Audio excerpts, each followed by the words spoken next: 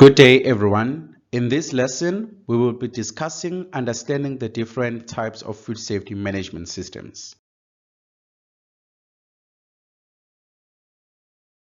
In this lesson, the following topics will be covered. Topic 1, compulsory food safety and quality legislation. Topic 2, complying with good manufacturing practices or prerequisite programs. Topic 3, HACCP certification. Topic 4, GFSI basic and intermediate level achievement, as well as FSSC development program.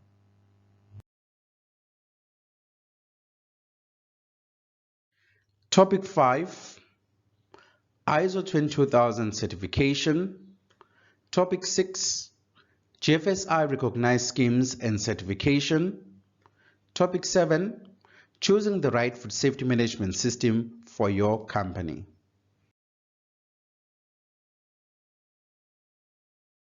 The most important step in terms of implementing a food safety management system is complying with legislation.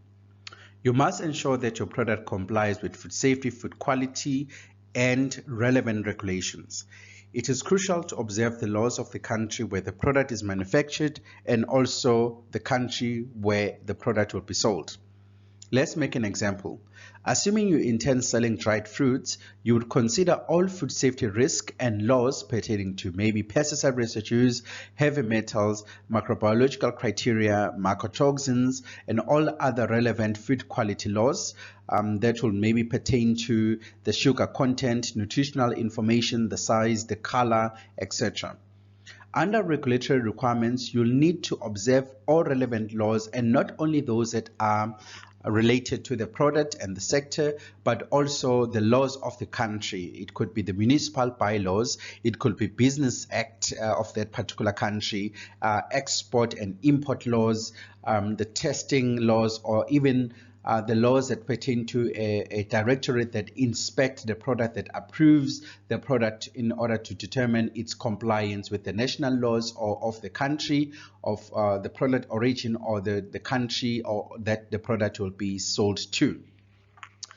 All food premises and processes need to comply with government food laws and regulation. This is to ensure all food, including beverages, are safe for human consumption and will not cause any harm to consumers. So it is important for you to find out which laws and regulations apply to your business, and you obtain all the copies of all the food laws and regulations and ensure you read, understand, and implement all the requirements of each of the food laws and regulations that are relevant with the sector of which you belong to. Then we have got GMPs or prerequisite programs or good manufacturing practices. You must ensure that you comply with those GMP practices depending on the type of standard that you'd like to implement. For an example, if you are implementing FSSC 22000, you would use the technical standard as a guidance for the GMP implementation. If you are using HACCP, a South African HACCP standard, you'll use maybe SANS 10049. If you are using BRC certification or going for BRC certification, you'll then use clause 4, which is site standards. So in terms of the GMP, it is primarily dependent on the certification that you are going for, but sometimes government regulations do specify the basic GMPs that you should be implementing. So after implementing those GMPs, then you can go for HACCP. You cannot implement a HACCP system without having implemented GMPs, because the GMPs are actually the control measures that will implement to ensure that the product is safe, and also it assists with ensuring the safety of the product. Then we have got the HACCP system. And so HACCP stands for Hazard Analysis Critical Control Point. That's a preventive approach to food safety risk. It ensures that the food that you are selling to the consumer or that you are handling is safe for human consumption. It has 12 stages. The first 5 stages are known as preliminary stages of HACCP, and the last 7 stages are known as the 7 principles of HACCP. Basically, the crux of HACCP, or the gist of it, is that you identify food safety risk, you put in control measures, and also you look at the severity of impact and the likelihood of that particular hazard occurring in the food. And if you determine that the severity of impact on consumer health is high, then the process step where you can control, you prevent or eliminate that significant hazard, then that process step will be identified as a critical control point, meaning that is the most important process step in your process that will ensure a safe food reaches the consumer. So that will be the critical control point. So HACCP is basically a preventive approach to food safety risk. It's a system that ensures the prevention of food safety hazards that could potentially occur in food. You may then decide to go a step up higher and go for ISO 22000. Maybe let's say that you're implementing FSSC and you are not sure whether you can go directly to FSSC. You can implement ISO 22000, and ISO 22000 was created to ensure that all food safety regulations are aligned to prevent food safety outbreaks and emphasize the importance of management system in managing food safety. The original standard was published in 2005. It became known as ISO 22005, and then it has since been updated to ISO 2000 2018, and the last version was published in June 2019. The new standard adopted a high-level structure which is aligned to ISO 9001. The standard has 10 clauses in total. It also adopts the PDCA cycle throughout, and also focuses on risk-based approach. It emphasizes on management system, which includes the policies, procedures, competence of staff, and many other clauses. It references a list of prerequisite programs that must be implemented, but does not outline how these PRPs should be implemented, because that is addressed under GMPs. Then in terms of recognition of ISO 22000, since it's not GFSI recognized, you may then decide that, you know what, I am not just going to go for ISO 22000, I'm going to transition to a certification scheme that is internationally recognized and that is GFSI benchmarked, and that is very well respected throughout the world. You may then decide to go for an example FSSC 22000 if you have already implemented ISO 22000. Alternatively, you can go for BRC, you can go for IFS, you can go for SQF, whichever one that you believe is suitable for your company, and that will mostly be informed by your customers or the market of which where you want to sell your product. This topic, we are going to discuss compulsory food safety and quality legislation. The most important requirement when implementing a food safety management system is ensuring compliance with legislation of the sector that is relevant to your product. It is crucial that you are familiar with relevant acts and regulations that govern your sector and also the product that you are handling. However, that being said, there are many other regulations that could be applicable to your business depending on its size and also its operations. For the purposes of this course, we are only going to look at those that are relevant to the food manufacturing sector. Let's look at different examples in South Africa. In South Africa, we have got the Meat Safety Act 40 of 2000 that aims to fulfill the following scope. It aims to provide for measures to promote meat safety and the safety of animal products, to establish and maintain essential national standards in respect of abattoirs, to regulate the importation and exportation of meat, to establish meat safety schemes, and to provide for matters connected therewith. We also have the Agricultural Product Standards Act 119 of 1990 that intends to provide for control over the sale and export of certain agricultural products and other related products and for matters connected therewith. So in other words, if you have got citrus fruits, you have got pineapples, that you're farming, spinach or whatever that you are farming, you will need to ensure compliance with the Agricultural Product Act 119 of 1990.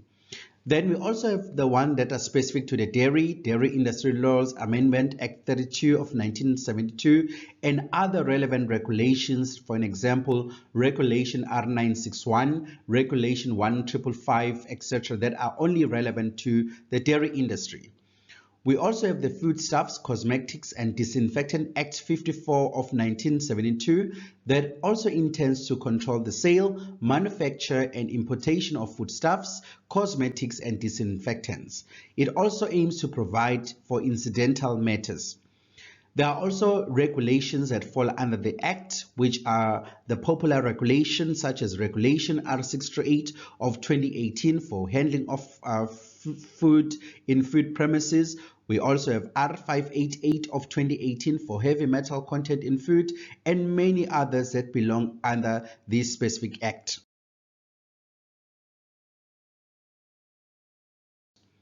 In the EU, in the year 2002, the European Parliament and Council adopted Regulation number 178 of 2002 that laid down the general principles and requirements for food law, which was then, it's now called the General Food Law Regulation. The General Food Law Regulation is a foundation of food and feed law. It sets out an overarching and coherent framework for the development of food and feed legislation both within the European Union and national level. To this end, it lays down general principles, requirements, and procedures that underpin decision-making in matters of food and feed safety, covering all stages of food and feed production and distribution. It also sets up an independent agency responsible for scientific advice and support, which is called the European Food Safety Authority, or FSA for short. In the US, for an example, we have the Meat Inspection Act of 1906. We also have a new one, which is a big one, especially for countries that are exporting to the US, which is the FDA Food Safety Modernization Act that was passed by the Congress of the USA on December 21. And then in 2010, it was December 21, 2010, and signed by the president in early January 2011. So these are just simple examples of how regulatory compliance is mandatory to ensure that your food that you are producing is safe. Your responsibility is to ensure that you know what regulations and acts you need to comply with, depending on where you are going to be selling your food product. So if you're wanting to sell to the US, you must ensure that you are complying with their own laws. If you want to export to the EU, you must ensure that you are complying with the laws of the EU member states. If you are exporting to South Africa, for an example, you must ensure that you comply with all the necessary regulations that are compulsory for any food that is sold and distributed within the borders of South Africa. In this topic, we are going to cover GMPs. Let's firstly define what GMPs are. Good manufacturing practices are the basic requirements to produce safe foods and beverages. GMPs ensure that ingredients, food products, and food packaging materials are handled safely and that food products are processed, transported, stored, and served in a safe and suitable environment. GMP is a key component of any food safety management system. The examples of GMPs include waste control, transport and distribution, the control of processes, personal hygiene and health, recall, pest control, identification and traceability, storage and handling, cleaning and sanitizing, and many other examples. Basically, the role of GMPs is to ensure that the food that you are handling is safe for the consumer. They are basically your control measures that you put in place to prevent any food safety hazards. That's why you must implement them before you do a risk assessment, because you cannot do a risk assessment without having implemented the GMPs correctly, since you use them to control whatever hazard that may come during the processing of your particular product. So you must ensure that you comply with the GMPs. In terms of which GMPs you should be implementing, that will be informed by the food safety management system standard that you have implemented in your facility. In terms of BRC, would usually use the site standards under clause 4. That's where most of the GMPs will be. And then in terms of FSSC 22000, would use the technical standards. That's where the GMPs have been specified. Then you can select which one is most relevant to the sector of which you are handling your product. So it's important to ensure that GMPs are fully implemented in your facility to ensure the production of a safe food, because then that will allow you to be able to proceed to the next step, which is the risk analysis. In this topic, we are going to discuss HACCP certification. HACCP stands for Hazard Analysis Critical Control Points. HACCP is an internationally recognized method of identifying and managing food safety related risk. And when central to an active food safety program, it can provide your customers, the public, and regulatory agencies assurance that a food safety program is well managed. To be effective, prerequisite programs such as your pest control, traceability and recall, waste management, maintenance, personal hygiene, general housekeeping and sanitation have to be developed and fully implemented. HACCP certification instantly demonstrates to customers your commitment to producing or trading in safe food. This evidence-based approach can be particularly beneficial when you are subject to inspection by regulatory authorities or your interested parties or stakeholders. It is built around 7 principles: conducting hazard analysis by looking at biological, allergens, chemical or physical food hazards, determining critical control points, establishing critical control limits, establishing a system to monitor the critical control points, establishing corrective actions, establishing procedures for verification to confirm that the HACCP system is working effectively, and also establishing documentation and record keeping. Most HACCP standards are not internationally recognized, and they are usually incorporated in the GFSI recognized schemes such as your BRC, such as your FSSC.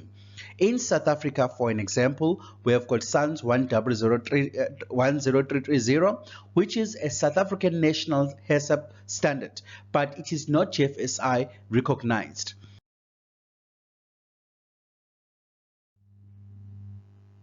In this section, we are going to discuss GFSI basic and intermediate level achievement.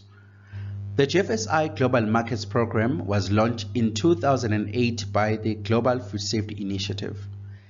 It is aimed at assisting small or less developed businesses to achieve certification to GFSI recognized food safety schemes and also to open market access.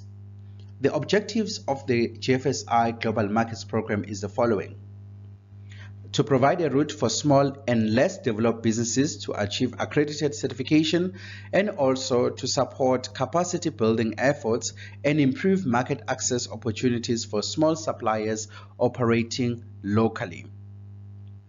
So, what is the background and why the GFSI Global Markets Program?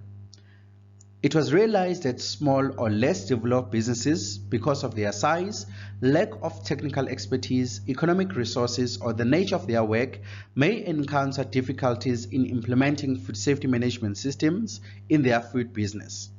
Successful implementation will therefore allow them to take advantage of emerging market opportunities as the supply chains become more formal with increased complexity. The program is based on key requirements extracted from the GFSI guidance document, but is primarily based upon the Codex General Principles of Food Hygiene Code of Practice. Let's now look at what the Global Markets Program covers. It has two scopes: manufacturing and primary production. Under manufacturing, the current scope includes manufacturing of processed foods. It is also planned that it will in the future cover the preparation of primary products. And under primary production, the current scope is farming of plants. The planned scope is the farming of grains, animals, fish, and production of feed. But how does it work? The Global Markets Program provides an unaccredited entry point for companies adopting it.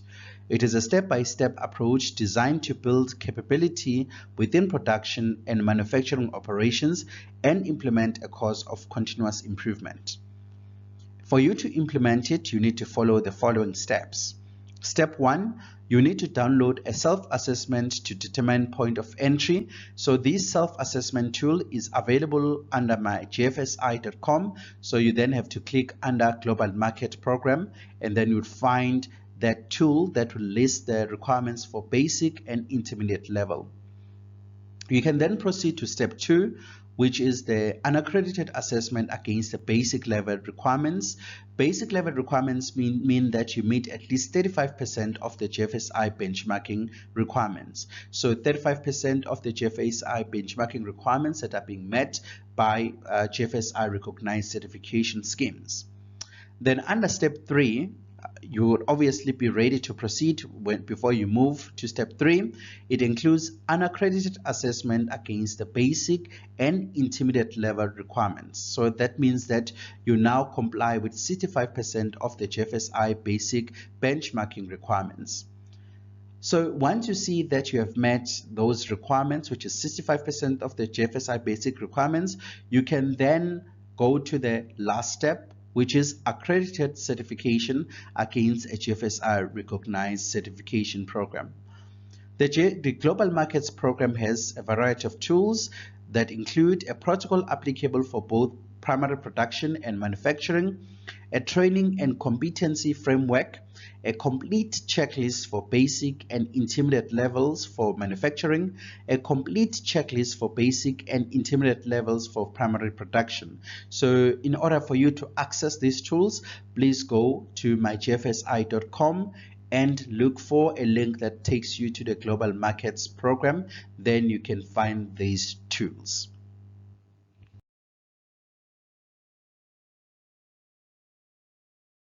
In this topic, we are going to discuss the FSSC Development Program. The FSSC Development Program can be the alternative to the GFSI Global Markets Program. The FSSC Development Program provides a two-level approach to support SMEs in producing safe food. It is aligned with the Codex HACCP, GFSI Global Markets, and fits into the FSSC 22000 structure. As such, the program is especially suitable for SMEs who want to meet the food safety requirements of their clients or have the ambition to enlarge their market access. One of the strengths of the FSSC Development Program is the flexibility it offers. SMEs can start at any level within the program, and they can choose to proceed to any level depending on their needs and the needs of their client. Especially for smaller and medium-sized food organizations, this program has these benefits. It is an easy-to-use program which is especially suitable for organizations that want to develop and improve their food safety system but might not achieve GFSI recognized certification in one step. The program offers the flexibility for organizations to start on the conformity level, which meets the maturity of their food safety system. Once conforming, the organization then decides whether to remain at a certain level or to proceed to a next level of full FSSC 22000 certification. In order to support organizations in developing and improving their food safety system, the program contains a self-evaluation tool and a training program. All these are available on the FSSC 22000 website. The program is aligned with Codex HACCP, GFSI Global Markets, and the FSSC 22000 structure. This ensures worldwide recognition and the option to progress to full FSSC 22000 certification. Conforming organizations are listed in a public register on the FSSC website. Integrating the program in vendor assurance program supports food organizations to ensure food safety of their SME suppliers, because obviously not food companies can afford to go for FSSC 22000 implementation or full certification. This integration will also improve harmonization and cost efficiency in the food supply chain. The program is delivered by independent license assessment bodies and training organization and is governed by the FSSC 22000 Integrity Program. So should you want documentation that relates to FSSC development program, you can go to the FSSC 22000 websites, which will then provide you with all the details you'd want pertaining to this program. So which organization can use this program? The FSSC development program is applicable to smaller and medium-sized food organizations in the sectors of food manufacturing, catering, and retail. Both manufacturers of ingredients that supply to other food manufacturers and those that supply to retailers and food service organizations can benefit from the FSSC development program. Let's look at the steps to achieve conformity assessments or conformity statement. We have got level 1 and level 2 and then FSSC 22000 full certification. So the first step is obviously self-evaluation using the checklist that is provided by the FSSC 22000. And then you determine whether you need any support, and training could be optional. Then you check whether you are meeting level 1 requirements. Then you can get the conformity assessment certificate. Then if you see that when you did the evaluation, self-evaluation, you meet level 2 requirements, you can then proceed to level 2 conformity assessment. Then after that, you can go for FSSC 22000 certification. But you may then choose to go for level 1 conformity assessment. Then you continue to improve your procedures, your operations, or whatever that needs improvement, and then move to level 2 conformity assessment. Once you see that you are ready, you can then move to full FSSC 22000 certification and get your FSSC 22000 certificate. In this topic, we are going to discuss ISO 22000 certification. Before we discuss the certification part of ISO 22000, let's do an introduction to ISO. The term ISO stands for the International Organization for Standardization. ISO is an independent, non-governmental international organization with a membership of 165 national standards bodies. Through its members, it brings together experts to share knowledge and develop voluntary, consensus-based, market-relevant international standards that support innovation and provide solutions to global challenges. Its central secretariat is based in Geneva, Switzerland. Let's now discuss ISO 22000. ISO 22000 is an internationally recognized standard that combines the ISO 9001 approach to food safety management and also HACCP for the assurance of food safety at all levels. We still remember that HACCP stands for Hazard Analysis Critical Control Point. The standard maps out how an organization can demonstrate its ability to control safety hazards to ensure that the food is producing is safe. The standard is applicable to any company in the food industry, from farmers, manufacturers, and transporters to packagers and retailers. The standard integrates the principles of a hazard analysis critical control point system that was developed by the Codex Alimentarius Commission.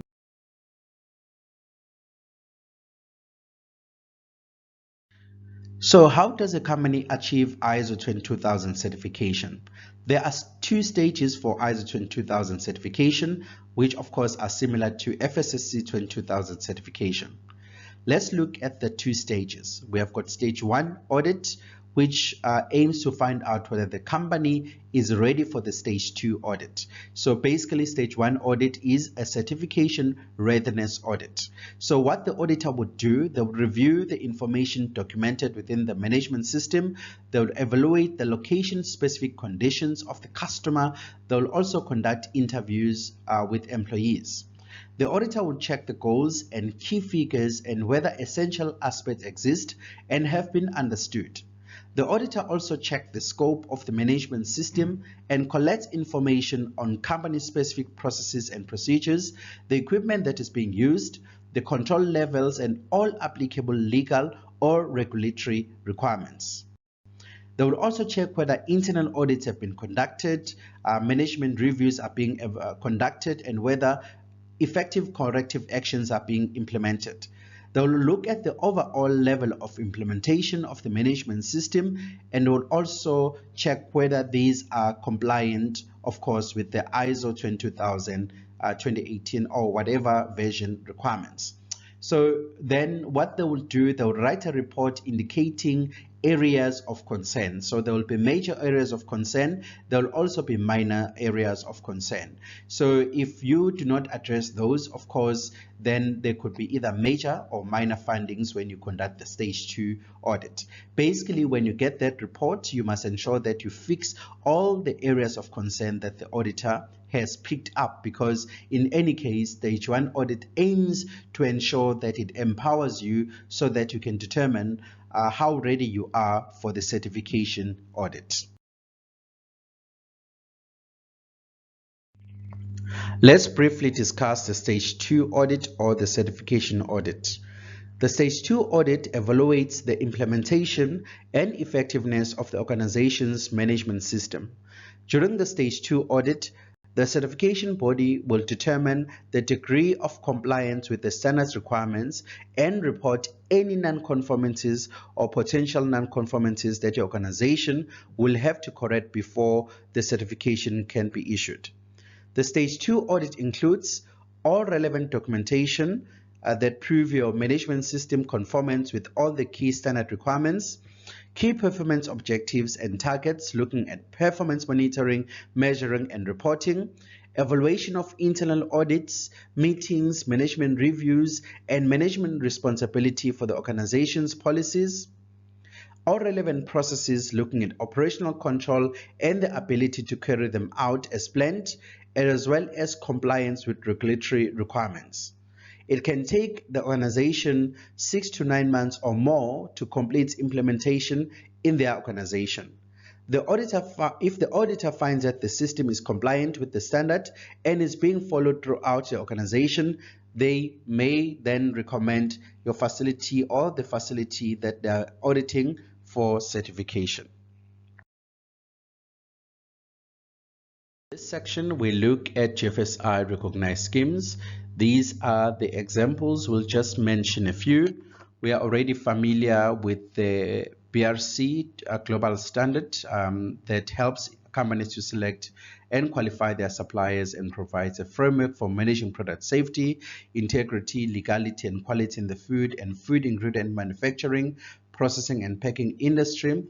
It was first developed in 1998 by the British Retail Consortium. We also have the Canadian GAP, which is a food safety program for companies that produce, handle, and broker fruits and vegetable. It has full Canadian government recognition and is also designed to help implement and maintain effective food safety procedures within fresh produce operations in Canada. But anyone can implement it, of course, since it is GFSI recognized.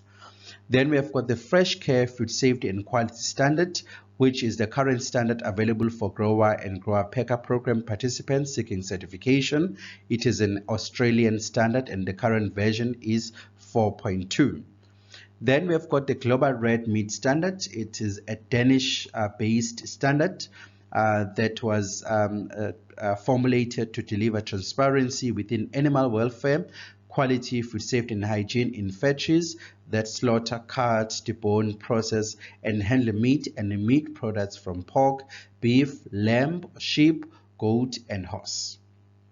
Then we have got the international featured standards for food safety, which is also GFSI recognized, and it's also a standard that focuses on food safety and quality of processes and product. It concerns food processing companies and companies that pack loose food products. So it applies when products are processed or when there is a hazard for product contamination during primary packing. So it is it was developed by French and German retailers. Then Italy joined in at a later stage. Then there is Primus Standards audits from the legacy of Primus Labs, GAP, and GMP, which is also focused on food safety of agricultural sector products, including horticultural, grains, and pulses. It was designed to ensure that the food that is supplied by the agricultural sector is safe for human consumption. It is primarily based in South America, or it's popular there. Then we have got the Safe Quality Food, which is the SQF program, which also is recognized by the GFSI. The SQF family of food safety and quality codes are designed to meet industry, customer, and regulatory requirements for all sectors of the food supply chain, from the farm all the way to the retail store. It is headquartered in Washington, D.C. Then we have got FSSC 22000, which is also a global food safety standard and is headquartered in Geneva, Switzerland.